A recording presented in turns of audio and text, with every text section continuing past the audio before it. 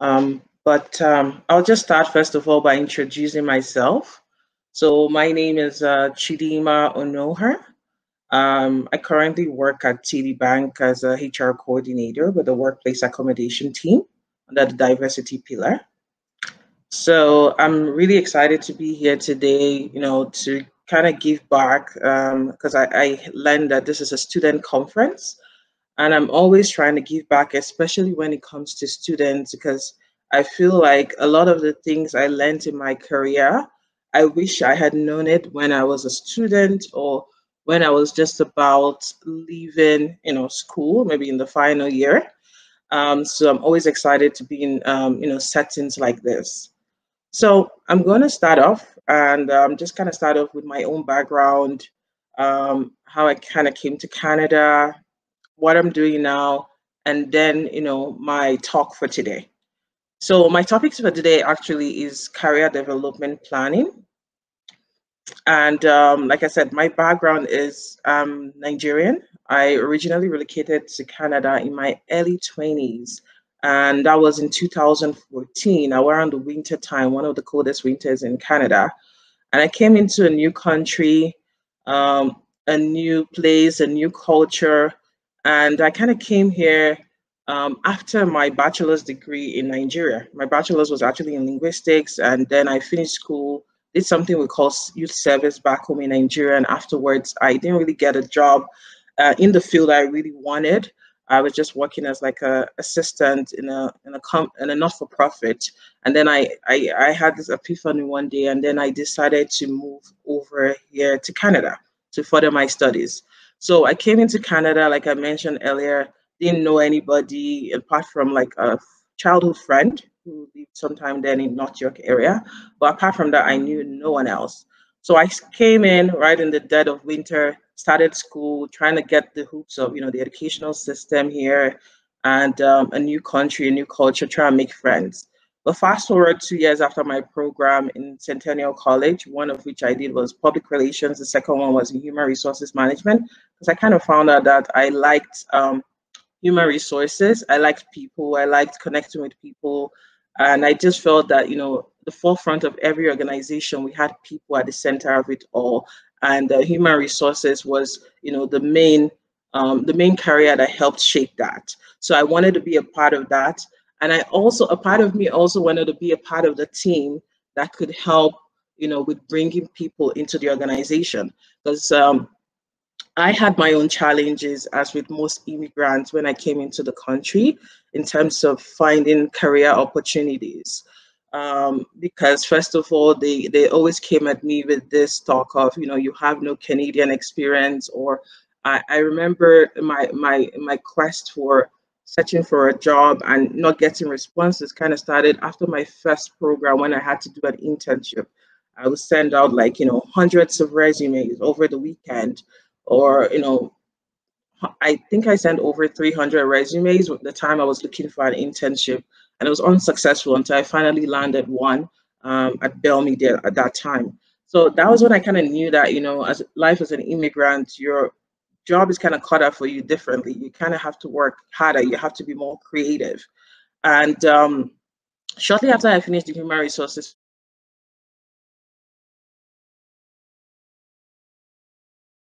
program I had then didn't have an internship element to it. So I didn't really have any hard or solid experience in terms of HR in, this new country I called home. So I kind of had to start from, the ground level.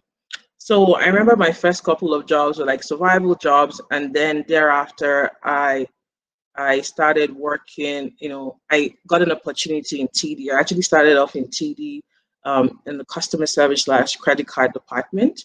But while I was there, I knew that that was not my end goal. I just wanted, a stepping stone. I needed my foot in the door that was going to serve as a springboard for me to kind of go to the heights that I wanted to go to, because I knew that, the sky was just my starting point. So while I was at TD, my first role, I kind of put my head down, learned the skills I needed to learn. And I was there for a bit. And there was a point, to be honest with you, I kind of felt stuck. I think I was in that role for a little over a year, and my target at that time was just to stay there for a year and then move on to better opportunities. And then I sat back, I reflected, and I had to really strategize. And I connected with my managers, let them know that these were my intentions. I plan to get into HR. I started performing like really good in my role at that time, and then I will go on to like apply for opportunities internally at the company, into HR. I will also attend like career events that are hosted by the organization just to get my face out there, to meet the people in HR, to meet people in other departments that I was interested in. So I say all that to say, eventually I did get into HR. Right now, I work as a HR coordinator in the workplace accommodation team, and it's a team under the diversity pillar where we help to accommodate employees, to reduce or eliminate the barriers that they may have to work. So that brings me back to my topic for today, which is career development planning. Everybody kind of has to have a career development plan. Be you whether you were kind of born in this country, born and brought up here, or even an immigrant. I think with an immigrant, sometimes you even have to have that even more and be very strategic with it. So I'm going to highlight some few points that we kind of have to keep in mind when we're talking about career development planning, in order to shape us and so that we can have a focus that we're working towards. So the first thing I always say is, in order to have a very good career development plan, you have to first of all have a clear vision. And what do I mean by clear vision? So by clear vision, it's kind of you have to sit down within yourself, reflect, and say, what do I really want to do? Like, where do I want to be, like in the long term, say in the next 5 or 10 years? Where do I see myself being? So for someone like me, like when I came into this country, my long-term vision was I wanted to be, a HR in the next 5 or 10 years. I wanted to be, leading a HR department, say as a HR manager. And that's when you can, once you have that vision, that big picture in your head, then you can start creating your career path or your career map. Like, okay, so the first role I might need to land is, say, an entry level role in HR, maybe a HR assistant role or a HR coordinator role, and then move on to like a HR generalist role, and then move on to, say, a HR associate role. And, you just keep on climbing the ladder that way.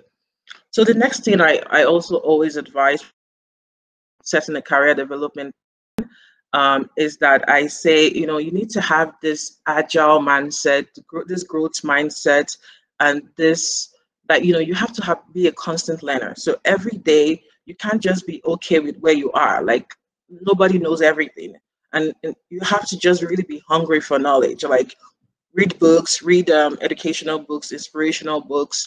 Um, join societies, join communities, join LinkedIn. LinkedIn is also another very good resource. Just join the platform. We're going to talk on LinkedIn and networking and other aspects of networking, but LinkedIn has a lot of good resources, a lot of great subject matter experts that are always sharing from their well of knowledge. Tap into that. Sign up for professional magazines, subscriptions. The Harvard Business Review is another really good resource. So that's another great point I wanted to bring across.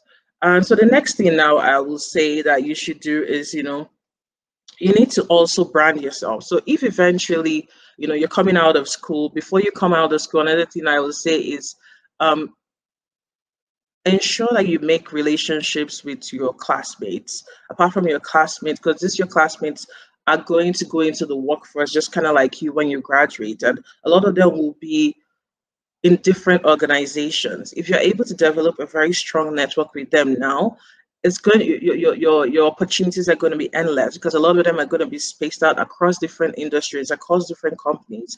And if you have this great relationship with them right now, at that point you can always reach out to them, say for a referral, say for, you never ever know the help they could provide you at that time. It might not even necessarily be professional. It could just be, having a friend, having a good emotional support system at that point in time. So definitely your classmates, you need to definitely connect with them as much as you can. Also connect with your lecturers, your professors. Your lecturers are a very good resource. They have taught a lot of you, right? Before you came on. and a lot of your former students are kind of like alumni who are, have gone into the workforce and doing great things for themselves.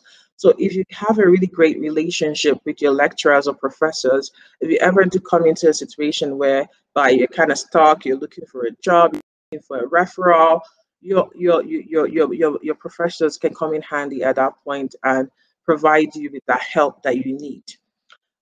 So another thing I would suggest as well is to connect with the alumni of your school.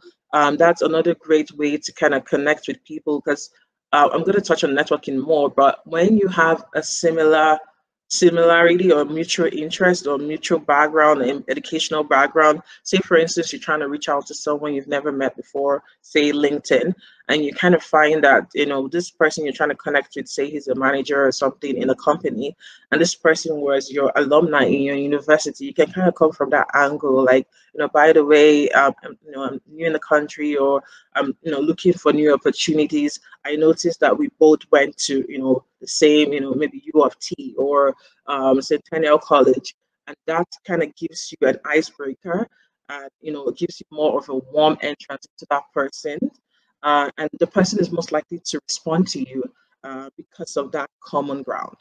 So that's something you should do. So connect with your alumni, and that will bring me to my third point as well.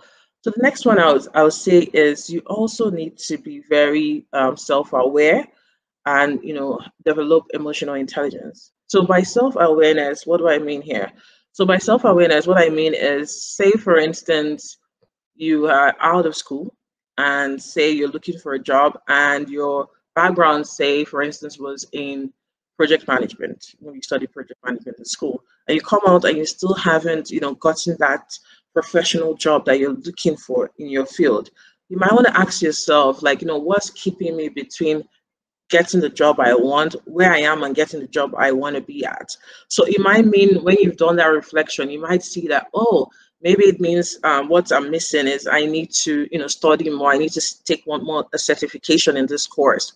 I need to take a PMP. I need to take, this other management course. Sometimes some of these courses could even be free. There's a lot of online resources now that are available to everyone. There's like online websites like Coursera, Udemy. You can always get quick courses on there. Some of them are, either free when they're having sales, or at very low cost, that is like, $5 or less than $10. So take advantages of all these kind of resources, and you can always add them to your resume. You can always just be creative and add them to your LinkedIn as well. Another thing after doing the self-awareness is that you could also discover that, wait, maybe I just need to kind of go through my network. So say you're looking for a project management role, and you have either a LinkedIn portfolio, you have a family friend, or you have a friend who is a project manager. You can go speak to the person, set up an exploratory or a coffee chat is what we call it in the corporate world, with this person, to get a little bit of knowledge about the role, to get a sense of, is this even something I want to do? Is this something I like to do? And then by also communicating with these people, you will get to know a little bit more, have more insight into the industry. You get to know about the kind of lingos that they use. So if peradventure you're able to get an interview for that kind of role, you already know the language that they use in that kind of career path, and it will be so easy for you to sell yourself to the interviewer during the interview process in that role. I hope that helps. And then I will also go to the fourth one that I would say that helps with with your career development is networking. You need to put yourself out there, especially when you're a fresh graduate. Like, I think that's even the most time you need to network the most. Like, you should never stop networking, by the way. But obviously, when you're just fresh out of school, you're still looking for that job that you want. You need to network. I know prior to COVID-19, the whole pandemic situations, I know a lot of bodies, not for profits, different agencies, kind of like Toronto Jobs, they do organize career fairs. I will say, if we ever go back to the world before COVID, try and go in person. There's something about meeting people in person. But now that we're in the COVID era, definitely make do what you can. So kind of like events like what we're having right now. attend them as much as you can.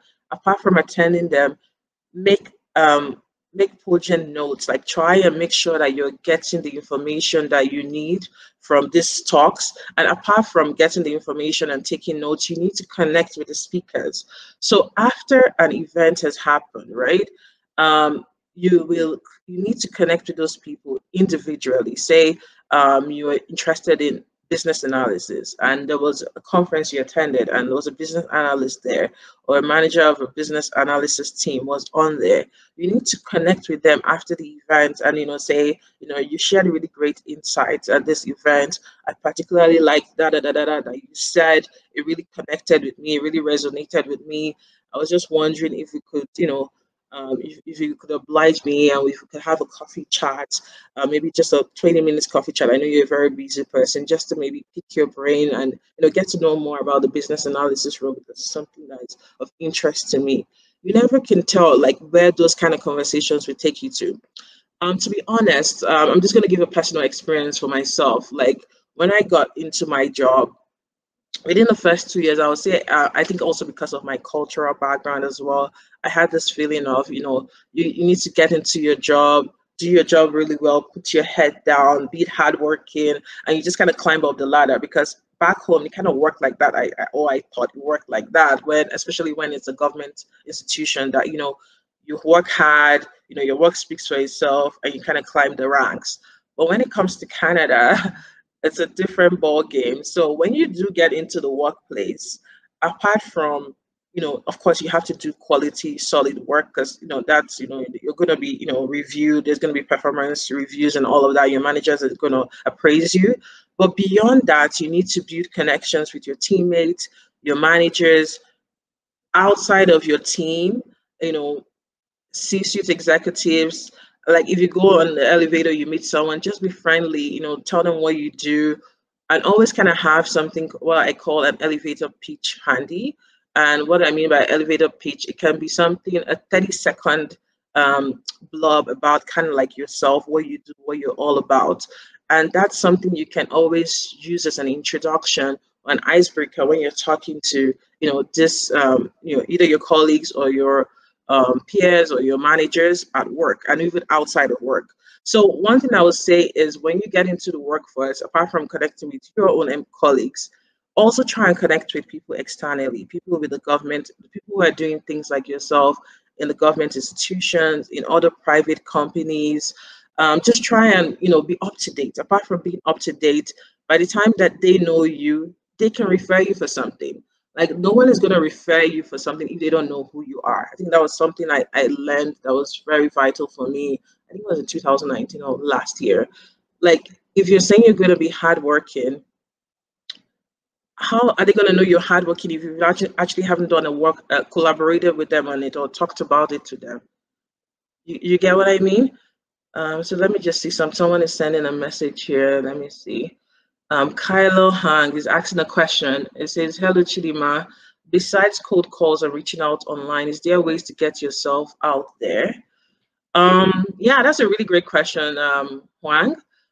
So beside cold calls and reaching out online, the reason why I was kind of capitalizing on those right now is because of the current state of the pandemic, right? A lot of us are kind of working from home, or we're at home in lockdown, especially in Ontario. So that's why I'm talking more about that avenue. But that's not the only way.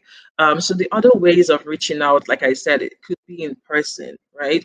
Or it could be through your own network. Like, so say for instance, when you have a friend and your friend has a friend who works in a role that you're very interested in, you can have your friend, connect you to that person. Or when you have connected with someone online on LinkedIn and say the person has a really great network, a very grand network, and you're like, I always suggest to people, you could tell that person, who else can you connect me to that can, that you think I need to speak to, especially because of my line of work.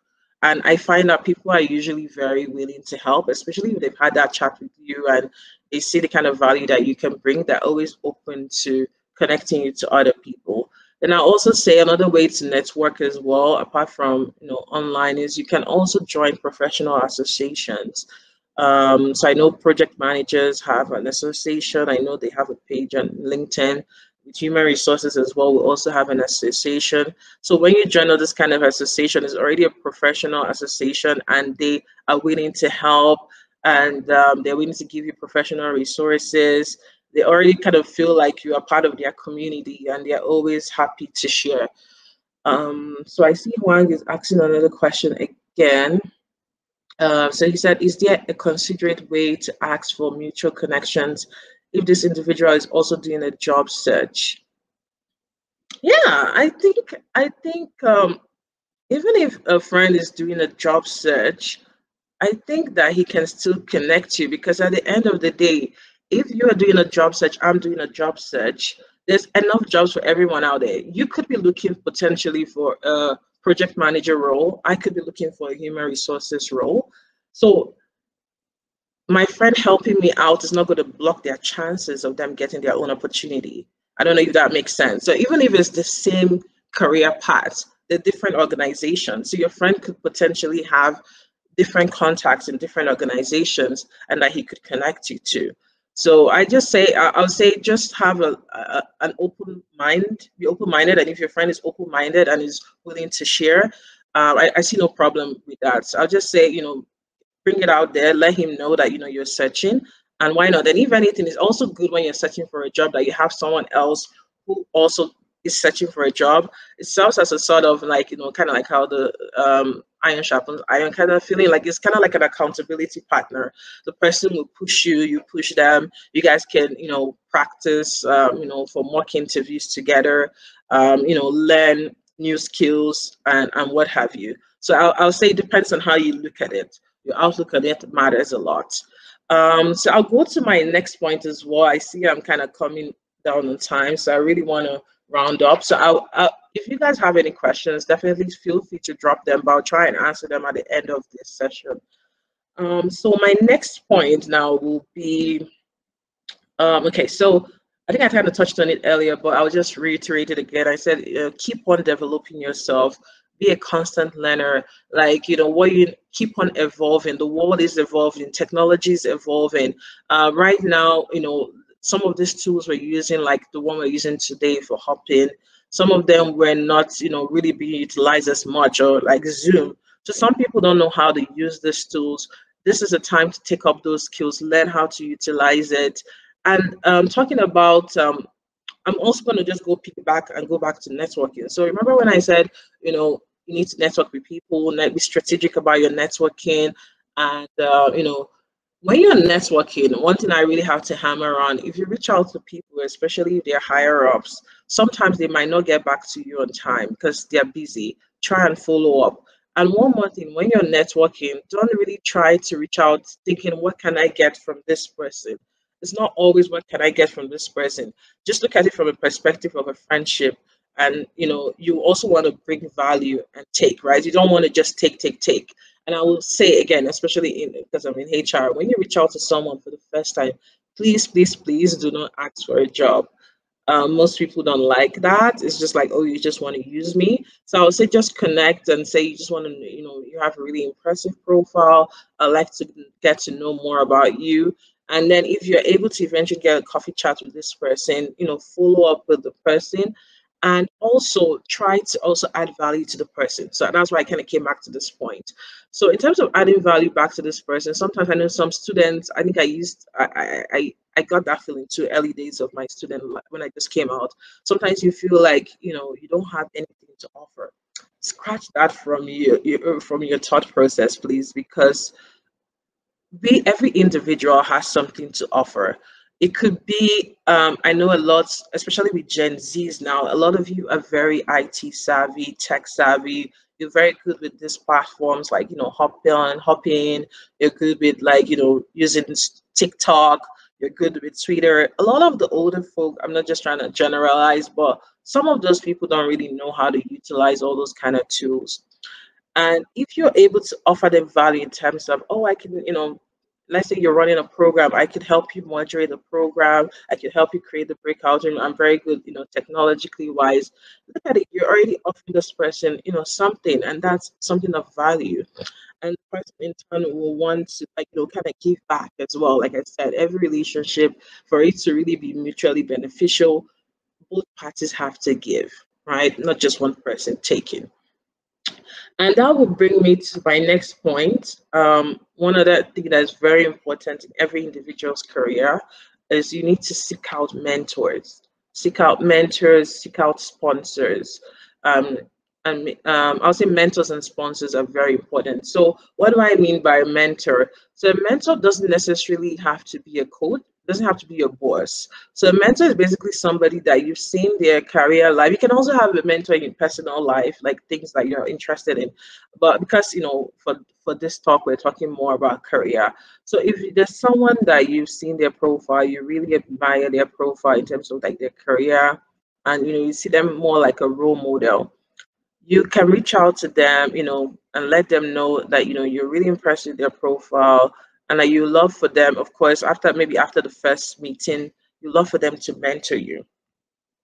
And if they accept, mentors are very, very useful. They will be able to, the good ones will get to know you, get to know your strengths, get to know your weaknesses, get to help you like elevate your strengths, like amplify the things you're good at, point you in the right direction. They could also refer you as well. And then on the other hand, we have sponsors. So sponsors, most times you kind of have them in the setting of your workplace. So sponsors are the kind of people who will speak for you behind the scenes. So once you've been in an organization like a little over 2 years, you find that after a while, it kind of feels as if you're getting stuck. So there's some times when you want to really go higher and higher in your workplace, like performance alone doesn't cut it. At that time, that's where your sponsor steps in. So there are meetings behind the scenes that a lot of managers have, a lot of directors have, where they make decisions of who they're going to promote to like higher levels. And that's where a sponsor will come in for you. In rooms where you're not privy to, that's where they will stamp the ground and be like, they know this person. You're very hardworking. You put in the work. Like, you have a track record of, demonstrating effective leadership, always hitting your targets, always hitting your goals, and they speak for you. And because they have such a great influence in that organization, you will go, like, you will go really far. So sponsors are something to definitely look at. So the next one I will talk about is okay. Okay, so you also need to keep something I call a brag book. So this is something that helps you throughout your career. So a brag book is kind of like is a book or a document, an online document where you can write down all your accomplishments, even from your school days, but especially when you start working. You work on projects, you work on initiatives, some of the great reviews that you got from your management, your leadership. So you just write it down.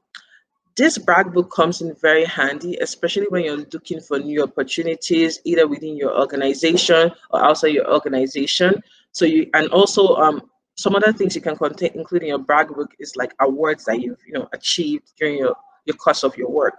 So you just highlight all of these things. And nowadays, I'm finding that it's even important to have this as well with your resumes nowadays, because a typical resumes that just have your skills or you listing out what you do on a day-to-day basis is not really cutting it right now, especially in this pandemic market where it's like there's a lot of job seekers seeking for jobs.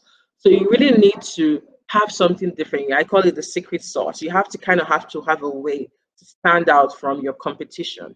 You have to really have a way to stand out from your competition, and your brag book helps you to do that. Like, as much as some of us will say, I have a photographic memory, da da da da da da. Like, you cannot remember everything you've done. Let's say, especially if you've had a career length of at least, maybe over 3 years or 4 years, you can't remember everything that you have done in the course of those years.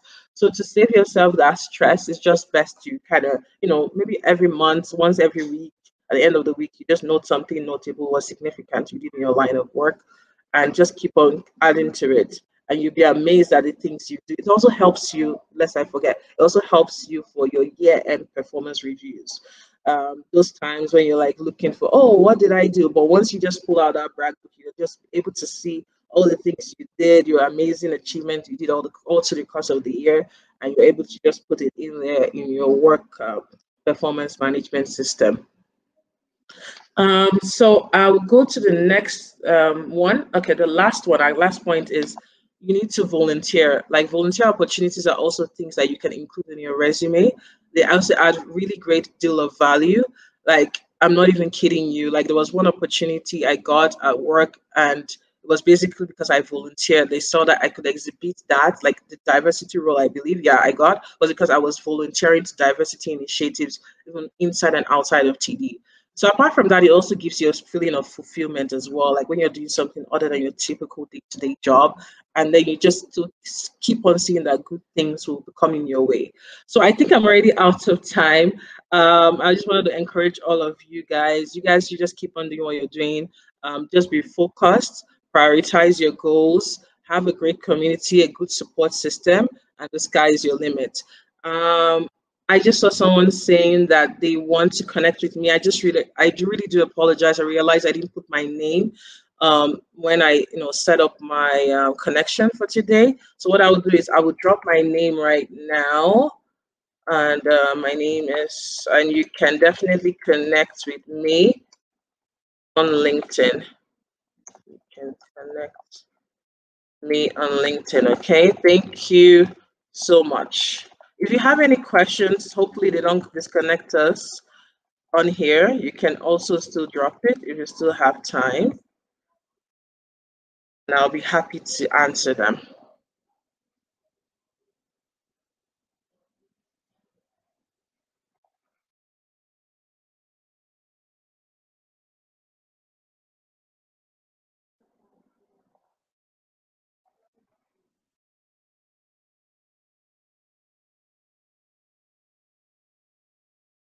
I'm just trying to respond as well in the chat, but if you people have any questions, please feel free to ask me. I will be more than happy to answer. Yeah.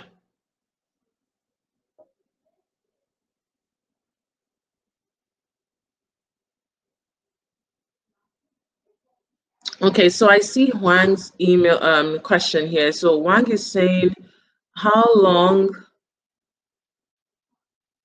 okay, how long can I speak about my brag book during an interview? So I can't really say there's a specific amount of time you need to speak about your brag book in your interview. But what I would say is when it comes to an interview, like it depends on the context, right? Interview questions in general, I always advise a good rule of thumb is not to spend more than two, one, 1 minute, 30 seconds to 2 minutes on a question. So I don't think I really understand your question well, because in an interview, you just wouldn't come out and start talking about your brag book. You kind of have to answer their questions and tailor your brag book to their questions. But my general rule of thumb when answering interview questions, I'll say is 1.5 minutes to 2 minutes. You don't want it to be too stressed out, unless you really have a ton of experience. I know that, and the interview is very detailed. I know with like government roles, their interviews are really structured. I think usually last an hour or a little bit over an hour. And then let's say you have a lot of experience, so then your answers can, kind of roll over to from like 2 to 3 minutes. But if it's just entry level roles to mid level roles, I would say a good sweet spot for the timeline for your interview questions should be around 1.5 minutes to 2 minutes. Okay. So let me just go through the questions here to see if there's anything else I would like. Any other question?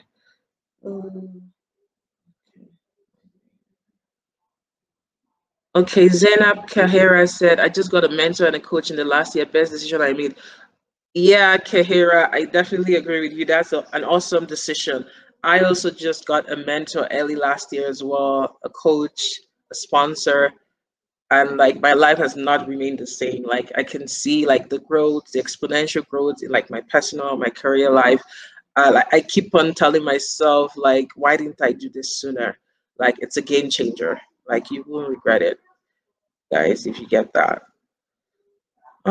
So is there any other thing here?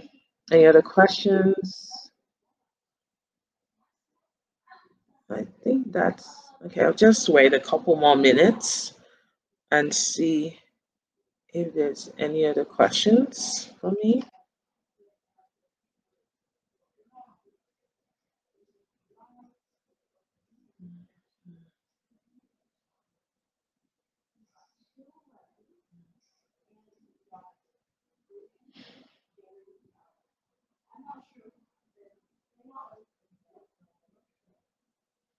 Hmm. So at the end of the interview, hang on, another great question. So at the end of the interview, they usually ask you, what questions do you have for us? And I find that sometimes new graduates usually don't ask any questions at that time. And that's like the worst thing you can do because they kind of, unfortunately, they kind of think you're not smart when you do that. So I wouldn't really say there's a cookie cutter answer to the kind of questions you can ask, but there's some general ones. But I do say sometimes it's good to tailor those questions to the role you're interviewing for, because and based off of what you've heard the interviewers talk about during the interview process, it kind of makes you seem more prepared and more like you really want the role and you're interested and you're really actively listening to them. But some general ones, if you just really want a generic one, is one of them could be, how did this role come about? Is it because people, someone quit, or your organization is expanding? They do like that. And another question you could ask is, what are the challenges that you're currently facing? The current incumbent in this role is currently facing. Another last thing, I always kind of ask this question. It's kind of generic, but it's something that's good to know. Like the question you could ask is, what are the next stages of the interview process? It helps them know that you're really interested, and then they kind of tell you, like, the timelines, expectations of when next you can expect to hear from them. So those are typically generic questions I would say you can ask. Okay. So I think that's all of the questions I can take for now. It was a pleasure speaking with all of you, and I wish you all the best with your career journey. I see that Ade has shared my LinkedIn on the chat. So, yes, that's my LinkedIn, Ade. And so, if any one of you wants to connect, you can definitely connect with me on there, and I'll be happy to chat. Okay? I'll be happy to chat. Okay. All right. Thank you. Thank you. Thank you, guys. Bye.